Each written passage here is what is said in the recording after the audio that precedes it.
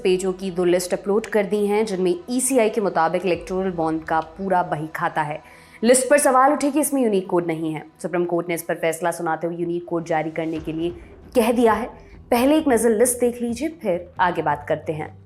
भारतीय Janata Party 6060.5 crore, Trinamool Congress 1609.5 crore, Indian National Congress 1421 crore, Bharat Raksha Samiti 1214.9 crore, Biju Janata Dal 775.5 crore, Dravid Munnetra Kazhagam यानी कि डीएमके 639 करोड़। ये लिस्ट आई तो विमर्श भी शुरू हुआ। विमर्श के दौरान देश की दोनों बड़ी पार्टियों को मिलने वाले इलेक्टोरल बॉन्ड्स की टाइमिंग पर सवाल उठे। इंडियन एक्सप्रेस के हरिकृष्ण शर्मा और दामिनी नाथ ने अपनी रिपोर्ट में इस बारे में विस्तार से बताया है। सबसे पहले बात बीजेपी की। एक्सप्रेस की रिपोर्ट के मुताबिक बीजेपी ने सबसे ज्यादा बॉन्ड्स को 2019 के लोकसभा चुनाव के दौरान इनकैश करवाया। 2019 के अप्रैल में बीजेपी ने 1056.86 करोड़ के बॉन्ड इनकैश करवाए। इसी के अगले महीने मई में 714.71 करोड़ के, इसके बाद अक्टूबर 2023 में 359.05 करोड़ और नवंबर 2023 में 702 करोड़। अगर आपको याद हो तो ये वक्त था जब देश में राजस्थान, मध्य प्रदेश, छत्तीसगढ़, तेलंगाना और मिजोरम राज्य के चुनाव हो रहे थे।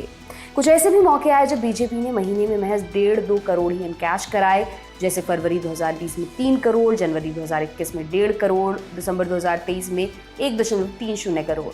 फिर मौका आया उत्तर प्रदेश, उत्तराखंड, पंजाब, मणिपुर और गोवा के चुनाव का। जनवरी 2022 में बीजेपी ने 622.20 करोड़ के बॉन्ड इनकैश कराए। आपको ये भी बता दें कि 12 अप्रैल 2019 से 24 जनवरी 2024 के बीच टोटल 12,769 करोड़ के बॉन्ड्स बिके हैं। अगर एक नज़र दौड़ाएं तो साल 2024 भी अहम है क्योंकि इसी साल देश में लोकसभा चुनाव होने हैं। जनवरी 2024 में बीजेपी ने 202 करोड़ के बॉन्ड्स इनकैश कराए हैं। अब थोड़ी बात दूसरे और तीसरे नंबर पर आने वाली पार्टियों की भी कर लेते हैं। लिस्ट में दूसरे नंबर पर है ममता बनर्जी की तृणमूल कांग्रेस।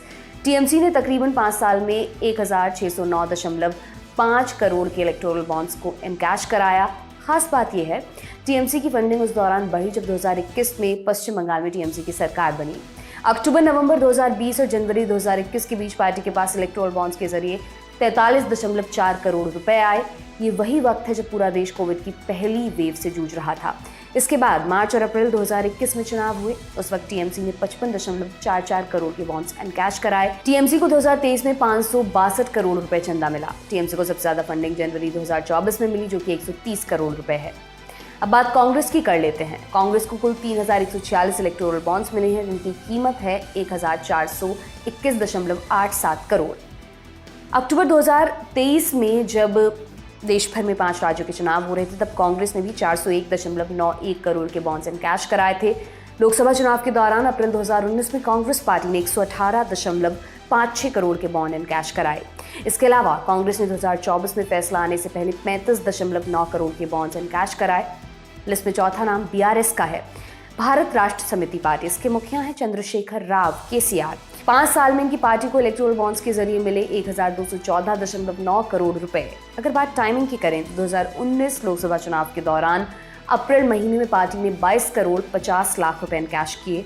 तेलंगाना में नवंबर 2023 में चुनाव हुए थे। विधानसभा चुनावों के दौरान अक्टूबर और नवंबर महीने में पार्टी ने 86 करोड़ रुपए इनकैश कराए।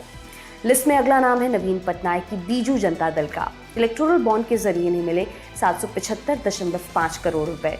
ओडिशा में 2019 में विधानसभा चुनाव हुए। इस दौरान जुलाई महीने में इलेक्टोरल बॉन्ड्स के जरिए पार्टी को 10 करोड़ रुपए मिले।